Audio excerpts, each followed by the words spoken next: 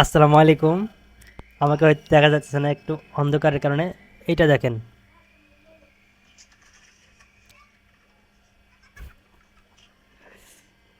যাই হোক,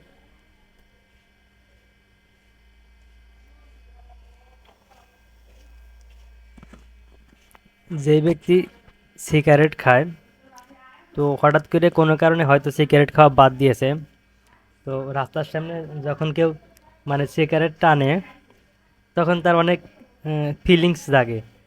ইস, একসময় কত সিগারেট খাইতাম।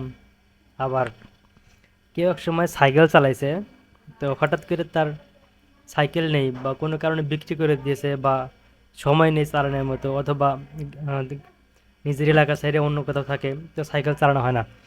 তো হঠাৎ করে যখন সাইকেল দেখে, সাইকেল দেখে চালানোর খুব আহ, ইচ্ছা জাগে। তো আবার যার একসময় বাইক ছিল, হয়তো এখন কোনো কারণে নেই, যখন বাইক দেখে না, মানে কেমন যেন লাগে সেটা বুঝতে পারবো না, যে এই সিচুয়েশনে পড়ে তার এরকম লাগে। তো আমি কিছুদিন হলো স্কেটিং কিনেছি। এই স্কেটিং আমি যেহেতু জব করি, তার কারণে রেগুলার প্র্যাকটিস করতে পারি না। তো যেহেতু ঢাকার মধ্যে থাকি, এইখানে স্কেটারের অভাব নেই, অনেক স্কেটার আছে।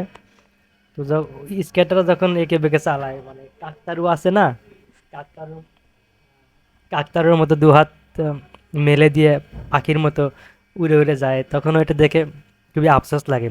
তো স্কেটিং কেনার আগে একটা আফসোস ছিল, স্কেটিং কেনার আগে আফসোস ছিল যে যদি কখনো কিনি তখন চালাবো। তো এখন কিনেছি, কেনার পর চালাইতে পারি না, এটা আরো বড় আফসোস।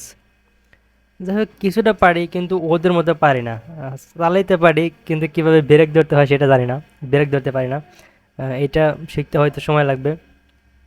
মানে বিষয়টা এরকম যে একজন বাইক চালাইতেছে, তো বাইক কেমনে ব্রেক ধরতে হয় জানে না, তো যেমন হয়, তো আমার এই স্কেটিং ওইরকমই। মানে আমি চালাইতে পারি কিন্তু ব্রেক ধরতে পারি না বা দাঁড়াইতে পারি না।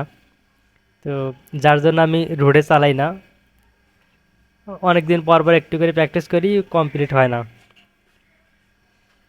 ধন্যবাদ। গায় হ্যালো হ্যালো গায়